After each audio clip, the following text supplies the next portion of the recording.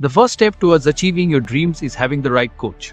Get the best education with Arch Ocean and make your JEE mains be Arch and Nata. Dreams come true. Download the app now. Hello guys, welcome back to my YouTube channel architecture life and studies. तो आज की video में देख सकते हैं मैंने अपने पीछे एक टेबल लेकर के आया हूँ। बेसिकली ये टेबल मैं अपने स्टूडेंट को प्रोवाइड करता हूँ फॉर एप्टीट्यूड प्रिपरेशन, बेसिकली नाटा में भी और जेईई मेन पेपर 2 में भी। ठीक है, तो ऐसे ऐसे 4-5 टेबल है जो अगर आप बनाते हो तो आपका एप्टीट्यूड सेक्शन बहुत स्ट्रॉन्ग हो जाएगा फॉर जेईई मेन पेपर 2। और जो जनरल एप्टीट्यूड का हमारा सिलेबस होता है, जो नाटा का 120 मार्क्स का आता है, वो भी टॉपिक आपके इजी तरीके से खत्म हो जाएंगे और आपको इजी तरीके से कवर भी हो जाएगा। विद इन वन टेबल में आपको आपके जितने भी जनरल नॉलेज करंट अफेयर हैं वो सारे आपके मैक्सिमम कवर हो जाएंगे।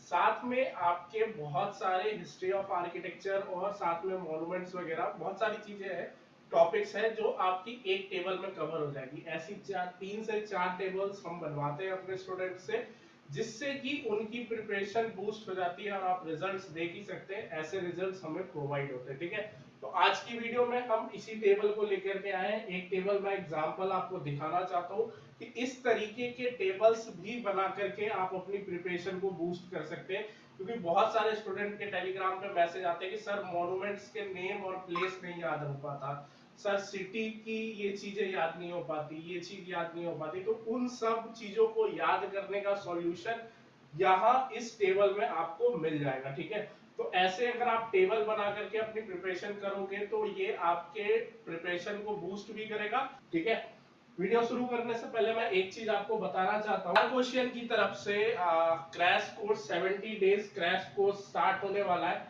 जो भी बच्चे इंटरेस्टेड हैं हमारी 70 डे क्रैश कोर्स में, वो फटाफट इनरोल कर सकते हैं। देखो 2 फॉर्म के लिंक तुम्हें मिल जाएंगे, नीचे एक गूगल फॉर्म का भी लिंक मिल जाएगा। अगर तुम्हें कोई इशू है, कोई दिक्कत है, कोर्स के बारे में कोई इंफॉर्मेशन चाहिए तो आप गूगल फॉर्म का फॉर्म भी भर सकते हो।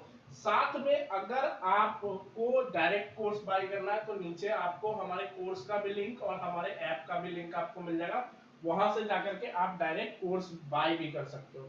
जो कोर्स की स्टार्टिंग डेट है वो 3 नवंबर मतलब दिवाली के बाद ही हम स्टार्ट कर देंगे, क्योंकि फेस्टिवल के बाद सिर्फ और सिर्फ 70 डेज हमें बचता है। और इसी 70 डेज में हमें फर्स्ट अटेम्प्ट के लिए प्रिपरेशन करना है, जिसमें live class, mock test, study material, 100% result, 24/7 का सपोर्ट और एक्सपर्ट टीचर्स, आपको ये यहाँ पे सब कुछ आपको मिलने वाला है जो एक प्रिपरेशन के लिए नीड होती है। ठीक है, एक्चुअली जो टेबल यहाँ पे अवेलेबल है वो बहुत लंबी है। अगर आप चाहो तो आप इसको नोट भी कर सकते हो, तो मैं कोशिश करूंगा हर एक स्टूडेंट इसको नोट करे।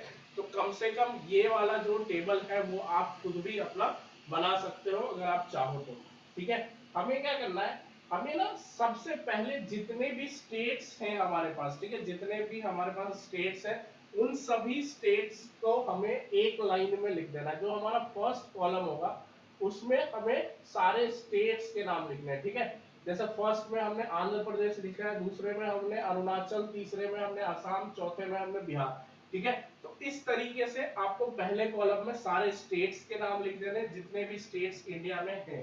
ठीक है, उसके साथ आपको अब आ जाना है, धीरे धीरे आपको उसको कैरेक्टराइज करना है। ठीक है, देखो क्वेश्चन कभी आ जाता है क्लाइमेटोलॉजी से रिगार्डिंग कि कौन से स्टेट में किस तरीके के क्लाइमेट कंडीशन के अकॉर्डिंग क्या घर का स्ट्रक्चर होना चाहिए, किधर विंडो फेसिंग होनी चाहिए, किधर नहीं होनी चाहिए। तो ऐसे क्वेश्चंस जेईई मेन में भी देखने को मिलते हैं, साथ में नाटा में भी देखने को मिलते हैं। फॉर एग्जांपल जैसे जेईई मेन में क्वेश्चन आया था कि अगर गोवा गोवा में किस साइड फेस रखे, मतलब किस साइड विंडो की डायरेक्शन रखनी चाहिए, जो हमारी सी के बगल में जो बंगलोज बनते हैं उसमें जो विंडो की फेसिंग होनी चाहिए सी फेसिंग वाले किस डायरेक्शन में रखनी चाहिए। ठीक है, तो ऐसे ऐसे क्वेश्चन तुम्हें क्लाइमेटोलॉजी, वेदर और साथ में इन्वायरमेंट से रिगार्डिंग आपको देखने को मिल सकता है जेईई मेन में। तो सबसे पहला टॉपिक हमारा क्लाइमेट है। इंडिया हमारा टोटल 6 से 7 जोन्स में डिवाइडेड है, डिफरेंट डिफरेंट जोन्स में क्लाइमेटिक कंडीशन उसकी डिवाइडेड है। ठीक है, तो hot and dry and warm and humid. ठीक है, तो आंध्र प्रदेश की जो हमारी क्लाइमेटिक कंडीशन है, एक्चुअली मेरी तबीयत खराब है तो हो सकता है कि आपको वॉइस में थोड़ा सा चेंज दिखे। ठीक है, क्योंकि नोज पूरी स्टक हो रखी है, फिर भी मैं चाहता था क्योंकि ये वीडियो लानी बहुत जरूरी थी क्योंकि टाइम बहुत कम बचा है, ठीक है। वार्म एंड ह्यूमिड हो गया हमारा अरुणाचल प्रदेश का। नेक्स्ट अगर हम आसाम की बात करें तो वार्म एंड ह्यूमिड हो गया, ठीक है। अगर हम बिहार की बात करें तो कंपोजिट हो गया, ठीक है।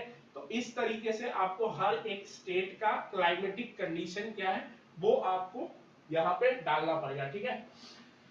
अब समर डे में एवरेज टेम्परेचर क्या होता है 45 डिग्री, समर नाइट में क्या होता है 28 डिग्री होता है, विंटर डे में कितना होता है 16 डिग्री टेम्परेचर होता है, और विंटर नाइट में कितना होता है 25 होता है, ठीक है। तो एवरेज टेम्परेचर भी हर एक स्टेट का आपको थोड़ा बहुत पता होना चाहिए कि वेदर के अकॉर्डिंग वहां का average temperature summer day summer night में कितना होता है, और विंटर डेज और विंटर नाइट में क्या मिनिमम और मैक्सिमम टेम्परेचर रहता है, ये आपको कवर होना चाहिए, ठीक है। नेक्स्ट अगर हम बात करें, नेक्स्ट जो हमारा टॉपिक रहेगा, ये सारी टॉपिक्स आपकी क्लाइमेटोलॉजी से ही है। नेक्स्ट हमारा एवरेज रेनफॉल, ठीक है, कि एवरेज रेनफॉल कितने एमएम का होता है, ठीक है, ये आपको पता होना चाहिए। जैसे फॉर द एग्जांपल अगर हम आंध्र प्रदेश की बात करें तो आंध्र प्रदेश का जो एवरेज रेनफॉल का रेनफॉल जो है वो हमारा 1100 होता है, ठीक है। ऐसे क्वेश्चंस आपको नहीं देखने को मिले या फिर आगे को देखने को आपको मिल सकते हैं, ठीक है। तो हमें पढ़ना तो सब कुछ है क्योंकि अगर क्लाइमेट से रिगार्डिंग पूछ रहा है तो हमें आगे के लिए प्रिपेयर रहना पड़ेगा, ठीक है।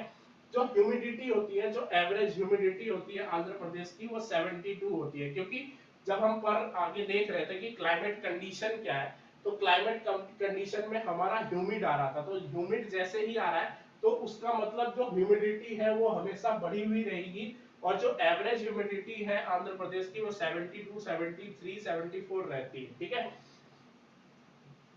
अब अगर हम बात करें कि कैपिटल क्या है, आपको कैपिटल भी पता रहना चाहिए। नाटा में भी आपको ऐसे सवाल देखने को मिल सकते हैं, किसी भी स्टेट का कैपिटल आपसे पूछ दे, ठीक है। तो इस तरीके से आप अमरावती डाल सकते हो, ठीक है। तो अमरावती हो गई कैपिटल।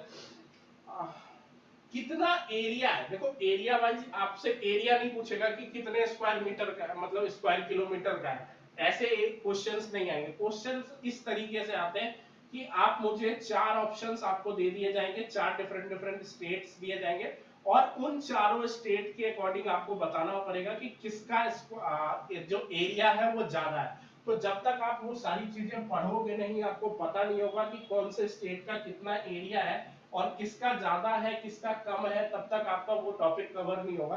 तो आपको हर एक स्टेट का जो एरिया है वो आपको पता रहना चाहिए कि उस स्टेट का कितना एरिया है, ठीक है। अगर मैं लैंग्वेज की बात करूं तो जो लैंग्वेज वहां पे यूज होती है जैसे उर्दू, हिंदी, ठीक है, या फिर आंध्रा में जो तेलुगु यूज होती है, तो इस तरीके से तुम्हें पता रहना चाहिए क्या लैंग्वेज वहां पे यूज होती है, ठीक है। जो ऑफिशियल लैंग्वेज है वो क्या है, ठीक है। अगर मैं फेस्टिवल की बात करूं, फेमस फेस्टिवल के क्वेश्चंस तुम्हें नाटा या फिर जेईई मेन पेपर 2 में तो कम देखने को मिलेंगे, लेकिन नाटा में तुम्हें ऐसे क्वेश्चंस देखने को मिल सकते हैं जैसे कि फेस्टिवल्स क्या क्या है वहां के, पोंगल और उगदी, ठीक है। तो ये फेमस फेस्टिवल है। मेन क्रॉप क्या है वहां का, ठीक है, तो राइस हो गया मेन क्रॉप। फेमस फॉर, देखो किस लिए वो फेमस है, कोई भी स्टेट अगर फेमस है तो कोई भी चीज के लिए फेमस हो सकता है वो स्टेट, तो आपको वो भी याद रखना पड़ेगा। जैसे जो आंध्र प्रदेश है वो तिरुपति बालाजी मंदिर टेम्पल के लिए फेमस है, ठीक है। तो इस तरीके से तुम्हें सारी चीजें कवर करनी पड़ेगी। अब देखो जो पॉपुलेशन का डाटा यहाँ पे आपको दिख रहा होगा, ये पुराने सालों के डाटा है, ठीक है। तो ये जो लास्ट ईयर जो टेबल हमारी तरफ से स्टूडेंट को प्रोवाइड किया गया था, उस टेबल को मैं आज आपके पास लेके आया हूं। तो ये टेबल अभी अपडेट होनी बच रही है, ठीक है। तो अगर मैं पॉपुलेशन की बात करूं कि क्या पॉपुलेशन वहां की होगी, ठीक है, तो पॉपुलेशन के एक्सेप्ट पे भी आपको देखना पड़ेगा कि कौन से स्टेट में ज्यादा पॉपुलेशन है, कौन से स्टेट में कम पॉपुलेशन है, ये भी चीजें आपको पता रखनी पड़ेगी, ठीक है। जो पॉपुलर फूड है वो भी आपको कवर करना पड़ेगा, आपको थोड़ा पता होना चाहिए कि कौन से स्टेट का कौन सा पॉपुलर फूड है।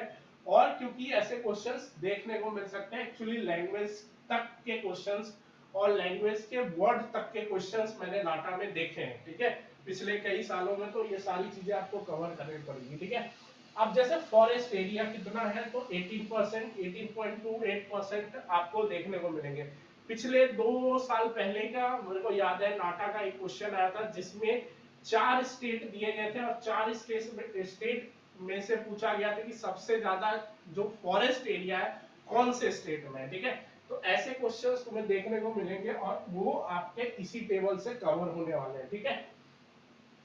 अगर मैं बात करूं कि एग्रीकल्चरल एरिया कितना है या फिर एग्रीकल्चरल लैंड कितना है, तो जो एग्रीकल्चर है वो हेक्टर में है, मैंने यहाँ पे दे दिया है। आपको बस ये याद नहीं करना कि उसका हेक्टर 7.32 है, आपको ये याद रखना है कि कौन से स्टेट में ज्यादा है कौन से स्टेट में कम है। तो और आप डिफरेंट डिफरेंट स्टेट के अकॉर्डिंग आपको थोड़ा सा पढ़ना पड़ेगा, तो आपको डेली रिवीजन करनी पड़ेगी इसको। ये रटने की चीज नहीं है, ये आपको मालूम होने की चीज है, आपको इसे मालूम रखना पड़ेगा, ठीक है। नेक्स्ट अगर मैं बात करूं कि रिवर कौन कौन सी क्रॉस करती है हर एक स्टेट में, ठीक है। तो जैसे गोदावरी, कृष्णा और पालर पीनर एक नदी है जो वहां पे क्रॉस करती है, जैसे गोदावरी हो गया, कृष्णा, गोदावरी, कृष्णा, ये सारी जो रिवर्स है उस आंध्र प्रदेश की रिवर है, ठीक है। तो हर एक स्टेट के लिए आपको इस तरीके से पता करना पड़ेगा। जैसे फॉर द एग्जांपल बिहार में देखें, बिहार में बहुत सारी नदियां क्रॉस करती है, जैसे कोसी हो गया, सोन हो गया, बूढ़ी गंडक हो गया, ठीक है, गंगा हो गया, ठीक है। तो ये सारी रिवर्स जो है वो बिहार से, बिहार के चारों तरफ या फिर बिहार को क्रॉस करती हुई जाती है, ठीक है। तो जो फेमस रिवर्स है वो आपको कवर करने पड़ेंगे, ठीक है। अब अर्बन एरिया की परसेंटेज कितनी है और रूरल एरिया की परसेंटेज कितनी है, ये भी आपको पता करना पड़ेगा, क्योंकि ये भी जो है वो आर्किटेक्चर के अंदर में ही आता है कि अर्बन एरिया कितना परसेंट है और जो रूरल एरिया है पार्टिकुलर स्टेट का वो कितने कितने परसेंट का है। तो अनुमानित है कि 30% जो है आंध्र प्रदेश में वो अर्बन एरिया है और जो रूरल एरिया है वो 70% है, ठीक है। तो इस तरीके से आपको कवर करना पड़ेगा, ठीक है। अब जैसे कि कुछ चीजें हैं और भी आपको खुद से भी निकालनी पड़ेगी, ठीक है। जैसे आप कोई हाईएस्ट बिल्डिंग है, ठीक है, पार्टिकुलर स्टेट में अगर कोई हाईएस्ट बिल्डिंग है तो वो बिल्डिंग कौन सी है, ठीक है, कौन सी बिल्डिंग है और साथ में उसका हाइट कितना है, ठीक है।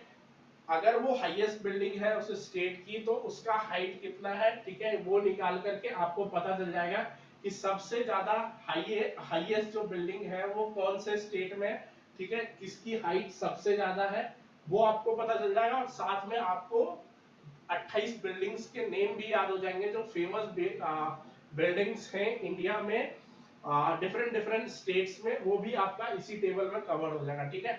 और हेरिटेज साइट्स कितनी है, ठीक है, जितने भी हेरिटेज साइट है पार्टिकुलर स्टेट में उन सब का भी नेम आपको लिखना है। नेचुरल साइट्स कितनी है वो भी आपको कवर करना है। साथ में आर्किटेक्चर स्टाइल्स कौन कौन सी यूज होती है, डिफरेंट डिफरेंट जो आर्किटेक्चर स्टाइल्स है, अगर वहां पे कोई आर्किटेक्चर स्टाइल है उसके मॉन्यूमेंट्स हैं तो वो भी आपको वहां पे नोट डाउन करके अपने टेबल में डालना होगा, ठीक है। नेक्स्ट अगर हम बात करें जैसे famous temple and their styles, जो फेमस टेम्पल्स हैं वहां के कौन कौन से फेमस टेम्पल्स हैं, ठीक है। जैसे ये हमारा हो गया फेमस टेम्पल, तो हमें सारे फेमस टेम्पल्स वहां के डालने पड़ेंगे और कुछ फेमस मॉन्यूमेंट्स, ठीक है, फेमस मॉन्यूमेंट्स कौन कौन से हैं, जैसे चार मीनार हो गया, ठीक है, तो गोलकोंडा फोर्ट फोर्ट हो गया, तो ये जो है वो आंध्र प्रदेश में, ठीक है। तो इस तरीके से अगर आप अपने टेबल को प्रिपेयर करते हो तो ये जो टेबल आपको दिख रहा है ये हर एक स्टेट का टेबल है, ठीक है, हर एक स्टेट से, इससे आपका लगभग 30 to 40% सिलेबस जनरल नॉलेज का कवर हो जाएगा, जिसमें आपका मैक्सिमम आर्किटेक्चर भी कवर हो जाएगा, करंट अफेयर भी कवर हो जाएगा और बहुत सारे एक्सेप्ट बहुत सारी आर्किटेक्चर की आपकी सिलेबस भी आपकी कवर हो जाएगी जो कि जनरल एप्टीट्यूड और जनरल नॉलेज की है, ठीक है। तो हम इतनी मेहनत अपने स्टूडेंट्स पे करते हैं कि जितना हो सके उनको इंफॉर्मेशन प्रोवाइड किया जाए और उसके मुताबिक उनकी रिजल्ट फॉर्म हो, ठीक है। तो आप कोशिश कीजिए कि इस तरीके की प्रिपरेशन अपनी कीजिए कि आप आगे अच्छे स्कोर ला पाओ। और साथ में अगर आप हमारे साथ जुड़ना चाहते हैं तो नीचे मेरा फोन नंबर आपको मिल जाएगा, वहां पे कॉल करके भी आप हमारे कोर्सेज को बाई कर सकते हैं। और हमारे ऐप पे भी ये सारी इंफॉर्मेशन जो मैं टेबल अभी आपको दिखा रहा हूँ ये सब पहले से अवेलेबल है, ठीक है। तो अगर आप चाहो तो वहां से जाकर के ये सारी चीजें ले भी सकते हो। ये कोई भी बुक में नहीं मिलेगा। अगर आप किसी इंस्टीट्यूट के लाख रुपए की फीस भी जाकर के दोगे ना, तो वो अभी आपको ये इंफॉर्मेशन और इस लेवल का इंफॉर्मेशन नहीं प्रोवाइड करेगा, मुझे पता है। और यहाँ पे सिर्फ और सिर्फ 3500 में आपको इस तरीके के टेबल सिंपली चीजों को करके आपको प्रोवाइड किया जाता है, जिससे कि आपका स्कोर बेटर हो। ठीक है, बाकी चैनल को सब्सक्राइब कर दीजिएगा। और अगर आप खुद भी चाहें तो खुद भी इस तरीके के टेबल्स बना करके अपनी प्रिपरेशन को बूस्ट कर सकते हैं। ठीक है, मैं आज आपको एग्जांपल में दिखा रहा था कि किस तरीके से टिप्स का यूज करके, टिप्स एंड ट्रिक्स का यूज करके आप अपने जनरल एप्टीट्यूड को इंक्रीज कर सकते हो। ठीक है, जनरल एप्टीट्यूड के नॉलेज को, जिसमें आपका करंट अफेयर भी कवर हो जाएगा और आर्किटेक्ट्स और आर्किटेक्चर से रिगार्डिंग भी चीजें कवर हो जाएगी। ठीक है, बहुत सारी चीजें हैं, जैसे बिल्डिंग कंस्ट्रक्शन एंड मटेरियल है, उसकी अलग टेबल बनती है, आर्किटेक्ट्स की अलग टेबल बनती है।